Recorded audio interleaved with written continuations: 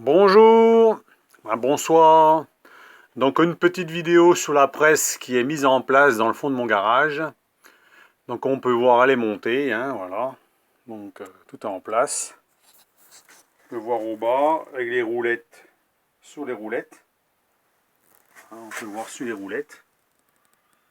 Voilà, impeccable. Alors j'ai pas mis la pédale parce que moi elle me gênerait dans le passage. Mais bon, elle est prête à être mise. Il y a deux vis à mettre. Hein. Oh, le jour où je veux m'en servir, je peux la mettre. Hein. Sinon, bon, il y a le truc là pour le petit levier là pour monter en pression.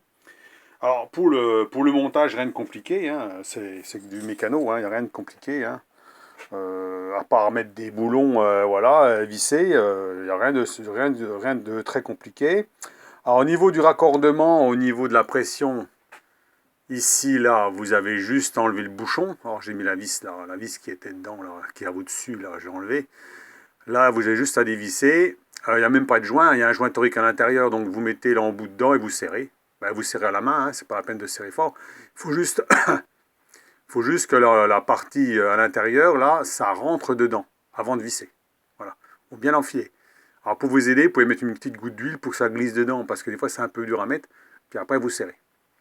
Au niveau du anneau, là, il y a déjà un joint, quand vous enlevez la vis ici, là, que j'ai laissé dessus. Il y a déjà un joint dedans, hein, ça tourne libre.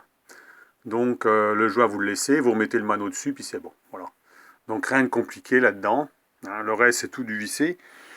Elle est bien faite quand même, il n'y a pas à dire. Hein. Donc là, cette partie-là, là, avec les vis, là, se déplace à droite ou à gauche. J'essaie de me mettre le plus loin possible. À droite ou à gauche, si on veut déplacer le vérin, moi je l'ai mis au centre. Pour le moment. Sinon, pas grand-chose à dire d'autre. Hein. Le vérin sur le côté là. Alors, il y a une petite chose que je vais être obligé de rectifier, parce que vous savez que moi j'aime bien retoucher des petites choses. Hein. C'est le jeu dans les petits axes là. Vous voyez le jeu qu'il y a là-dedans? Alors je vais enlever la biellette là, puis changer les deux axes là. Parce que moi j'aime pas ce jeu là. Je trouve que, alors ça c'est pas gênant, ça c'est fonctionnel. Mais moi personnellement j'aime pas ça. Hein. Je vais voir si je peux pas refaire ça. Parce que moi je trouve qu'il y a beaucoup trop de jeux là-dedans. Voilà. Et il y a autre chose que je vais refaire aussi, c'est que j'ai envie de déboucher le bout, au bout là. Parce que vous avez le tube qui rentre ici, là, le levier, qui est par terre, là. Hein, on ne le voit pas bien, mais il est là. Voilà, le levier. Le levier est là, hein. On va essayer de montrer comme ça, qui rentre là-dedans. Et ben, il s'arrête au bout, là. C'est pas débouchant. Et moi, je veux qu'il soit débouchant pour pouvoir l'enfiler plus loin. Ce qui fait comme ça, ben, quand vous manœuvrez un petit levier, vous allez plus vite. Hein, ça évite d'avoir deux leviers, hein, à la limite. Hein. Ou alors je ferai un deuxième levier avec un bout de barre. Ça veut dire que pour aller vite, bah, il faut plutôt manœuvrer un petit levier qu'un grand. Alors soit que je perce au bout là, ou soit que je prends un deuxième tube. Voilà. Comme des barres de ferraille j'en ai. Hein. Donc ça poserait pas de problème. L'un ou l'autre, hein, c'est pas un problème. Donc sinon c'est tout. Hein. Voilà. Il y a une vis là, puis une vis au bas pour mettre la pédale. Avec la grande biellette là qui est sur le côté, la biellette là. Hein, qui est là, je l'ai laissé là. Donc là voilà en attente, en cas bah, si j'ai une bricole à faire là-dessus, hein, pour l'instant j'ai rien à faire, c'est pour ça que j'ai pas fait la vidéo de fonctionnement, rien du tout.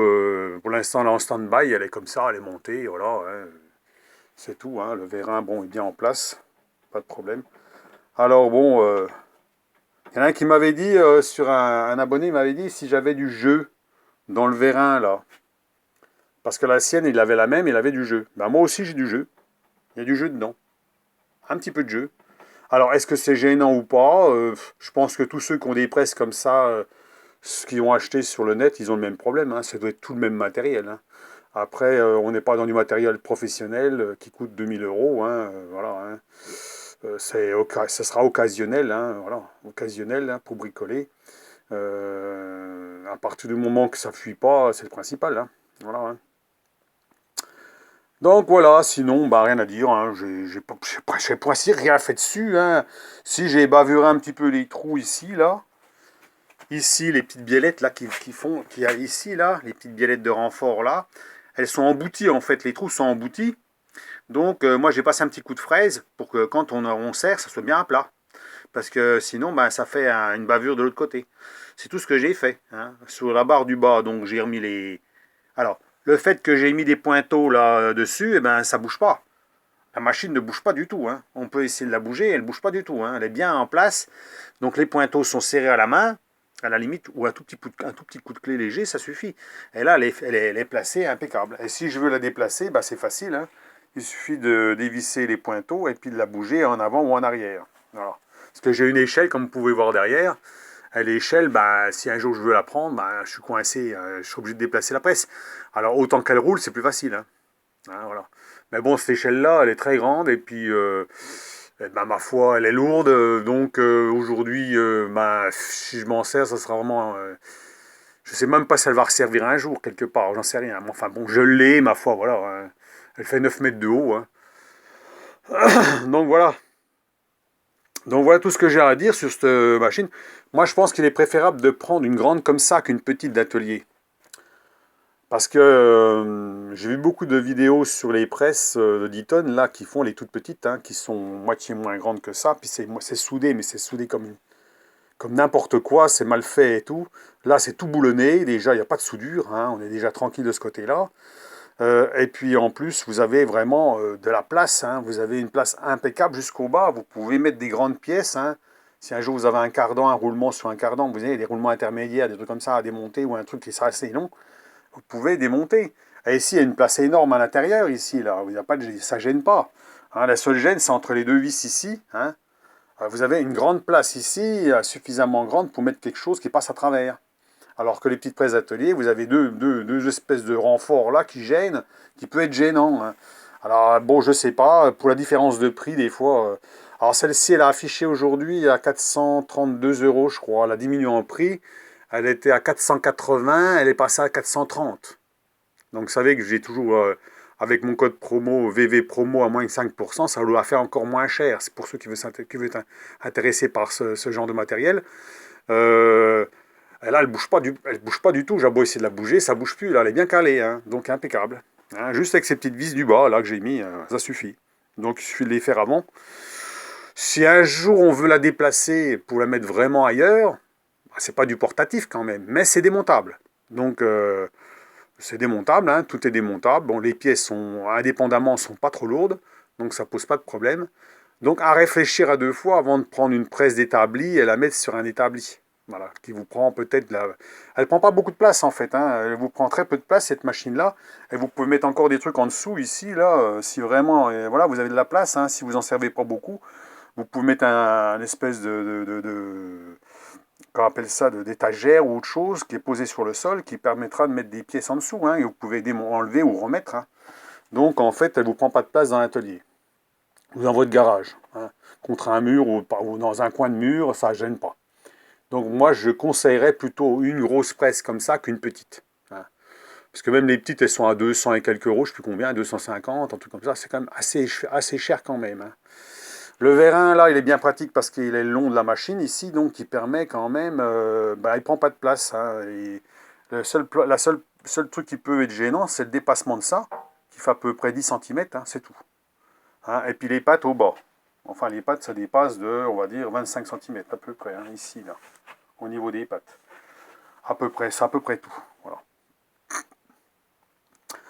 Donc, eh ben, voilà, quand bah, j'aurai l'occasion de m'en servir, bah, je vous ferai une démonstration avec ça. Hein. Bah, pour l'instant, les roulements, j'en ai pas à faire. Hein.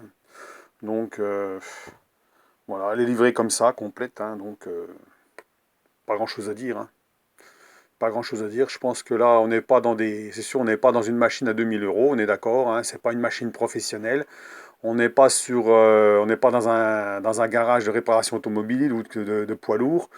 Où on est obligé de s'en servir régulièrement. Là, ça va être occasionnel. Donc, du moment qu'elle fait son job une fois de temps en temps, et puis ben, c'est bien de l'avoir sous la main pour un prix relativement correct. Ah, vous dites, il y en a des moins chers. Hein. Voilà, je vais mettre le lien en dessous de ceux qui sont moins chers. Hein. Mais peut-être pas forcément. Il y en a qui sont faits qu'un cric-bouteille. Hein. Il y en a, même, ils enlèvent le cric-bouteille et ils en mettent un plus gros. Au mieux, je crois que ça doit être un 6 tonnes, ils mettent un 30 tonnes dessus, alors je sais pas. Apparemment, le châssis a l'air d'être costaud quand même, hein, parce que même, je crois, celle qui est montée, J'en ai vu des comme celle-ci qui montent à 30 tonnes, et puis elles ont le même châssis, hein. Donc à mon avis, le châssis doit supporter 30 tonnes. Donc voilà. Donc eh ben voilà, donc la petite manette, hein, pour ouvrir, fermer le vérin, hein. Voilà. Voilà, il n'y a rien là-dessus, rien de compliqué, hein, c'est tout simple, hein. Je vous dis, il n'y a que ces petits trucs là, de petits jeux là, qui seraient. Je trouve que c'est pas terrible, ça fait un peu bidouille, hein. Donc il y a ça peut-être à revoir. Bon, à part ça, c'est tout, hein. C'est tout ce que je vais refaire là-dessus, hein. À la limite, même la peinture, on peut pas dire qu'il y a grand-chose au niveau de la peinture. Si, il y a un petit manque de peinture là, un petit dans les coins, un petit peu, mais c'est vraiment à peine, hein. Donc je l'ai quand même reçu quand même, c'est quand même assez correct, hein.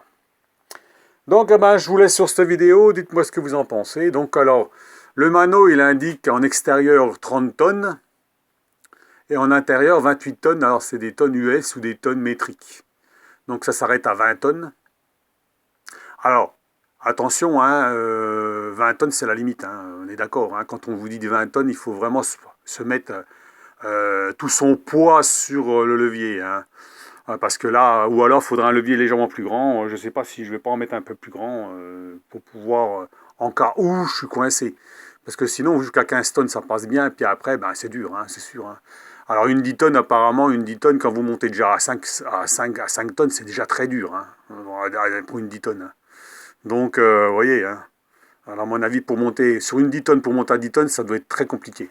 Donc bien prévoir ça, hein.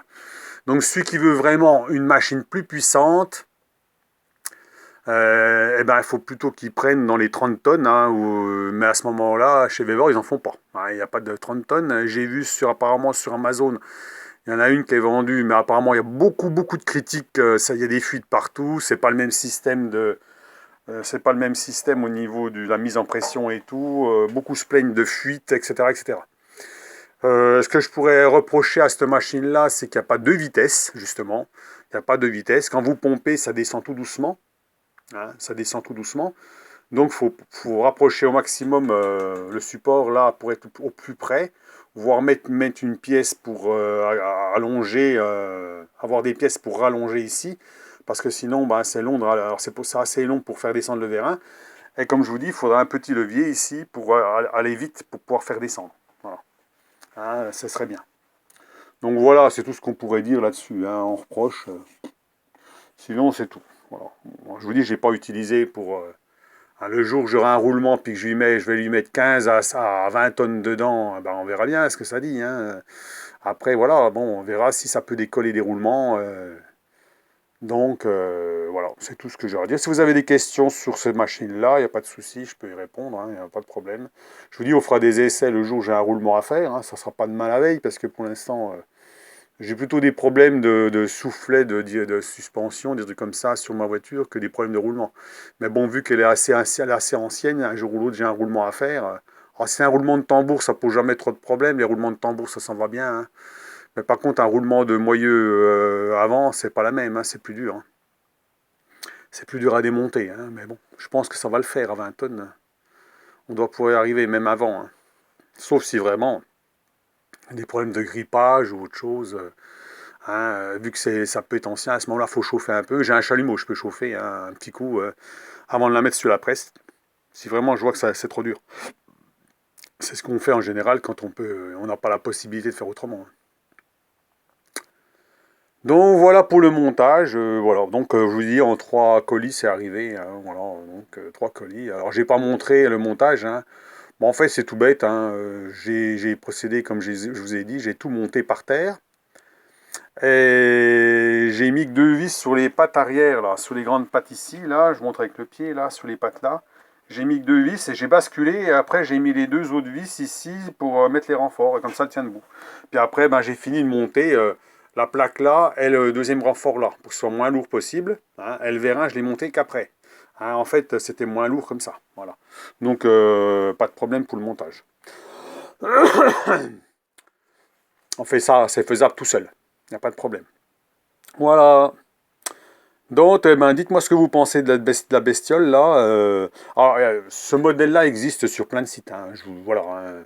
Vevor vend sur plein de sites, hein, que ce soit sur Amazon, que ce soit sur eBay, que ce soit sur On le voit partout, hein. Maintenant on voit partout cette marque-là. Si c'est pas cette marque-là, c'est la même presse, hein. Souvent c'est le même châssis, c'est tout pareil, à part quelques petites différences, hein, qu'on peut voir. Mais sinon c'est fait pareil, c'est fait exactement dans le même moule, hein. Donc faut pas dire que l'un fait mieux que l'autre, hein. À moins de taper dans autre chose que du Made in China, hein. J'ai vu il y a une presse, c'est du compact, là, compact, je sais plus quoi, Made in France, hein. Vous avez une 20 tonnes, c'est monobloc, ça veut dire qu'il n'y a pas de vis, rien du tout, là c'est tout soudé, hein. Vous avez un vérin à double vitesse, c'est tout, alors c'est super, c'est le top, hein, c'est une super machine, hein.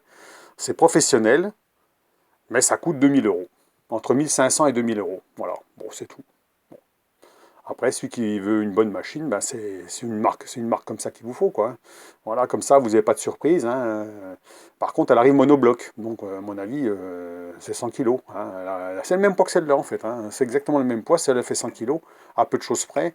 Ben, vous avez un 100 kilos, mais c'est tout soudé. Voilà, il n'y a pas de boulon, il n'y a rien du tout. Et il y a deux vitesses, une vitesse rapide et une vitesse lente pour le déplacement du vérin. Et là, vous avez sûrement quelque chose encore au niveau finition qui est bien meilleur. Donc, en finition, si on peut dire, parce que les finitions, là, on peut pas dire, c'est pas mal, hein. Moi, je la trouve bien, moi, en finition, elle est propre, hein. Là, je suis bien tombé. Moi, je suis bien tombé, personnellement, j'ai pas eu de problème, hein, là-dessus. Enfin, j'ai pas de problème de finition, hein. Maintenant, à l'usage, hein, on dit toujours voir à l'usage. Mais comme je vous dis, c'est occasionnel, hein. Celui qui achète une presse pour chez lui, puis qui fait juste un roulement, tous les 2 roulements dans l'année, je pense qu'une machine comme ça doit lui suffire largement. Et comme je vous dis, le jour où il y en a un qui est carrément bloqué, qui est impossible à faire, bah, il va chez le garagiste qui a une 30 tonnes ou une 50 tonnes, puis il fait démonter, ma foi, puis c'est tout, hein. Si ça arrive une fois, bah, ma foi, voilà, hein, moi, il n'y a pas le choix, hein. C'est pas la peine de bousiller celle que vous avez chez vous en essayant de forcer comme un malade, hein. Donc ça sert à rien, hein. Pareil que moi j'en ai utilisé, j'étais debout sur le levier, hein. Je pouvais m'asseoir dessus, même pour démonter des roulements, hein. Voilà, donc vous savez, et puis ça n'a jamais lâché, hein. Ma foi, bon.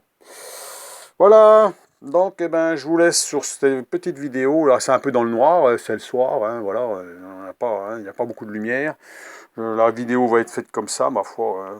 Pour ceux que ça intéresse, il faut avoir une petite place dans le garage pour mettre ça, ou dans le sous-sol. Pour ceux qui font un peu de bricolage en mécanique, hein, ou voire même dans des machines ou autre chose, parce qu'il n'y a pas que la mécanique automobile, hein.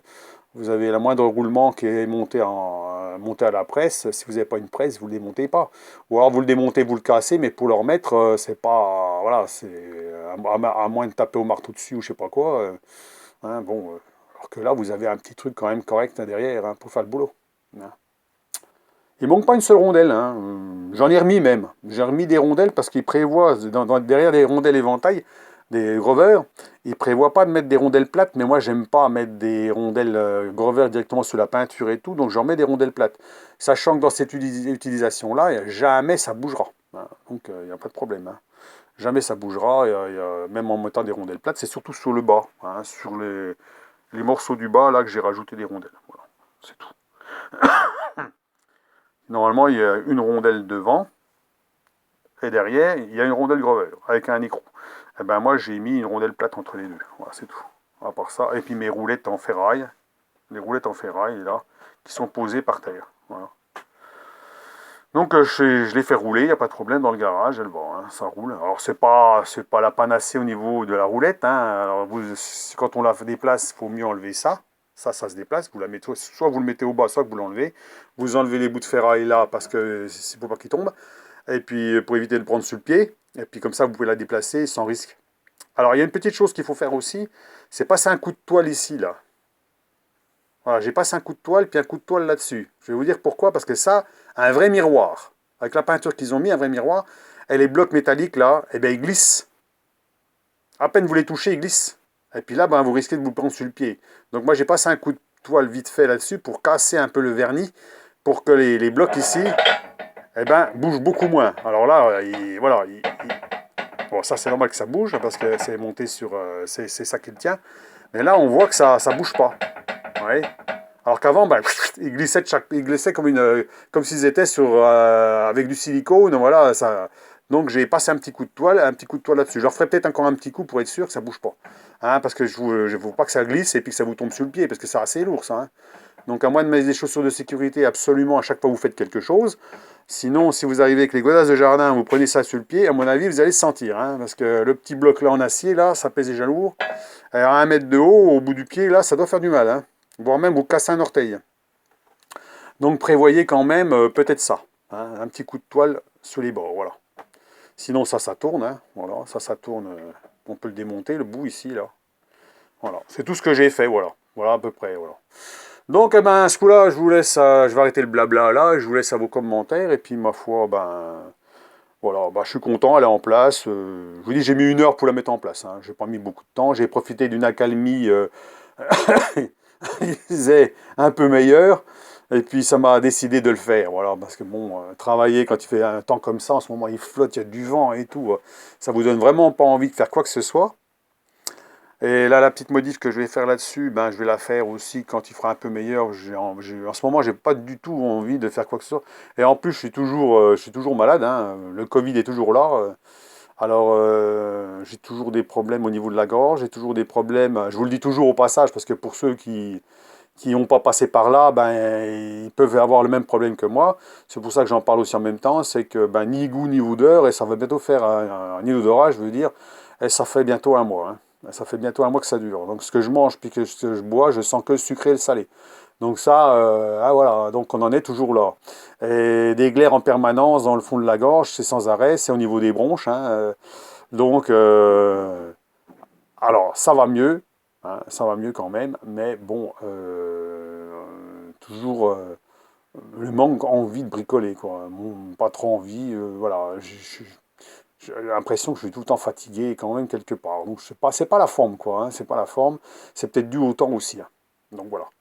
Donc j'en parle pour ceux qui, ben, hein, voilà, pour vous dire, ben, faites attention à ça. Voilà. Bon, hein, surtout sans des périodes, c'est des périodes comme ça, hein, des périodes d'humidité et tout. Hein, on est dans la mauvaise période. Donc voilà. Allez sur ce, bonne journée, au revoir, bonne soirée, au revoir. À la prochaine.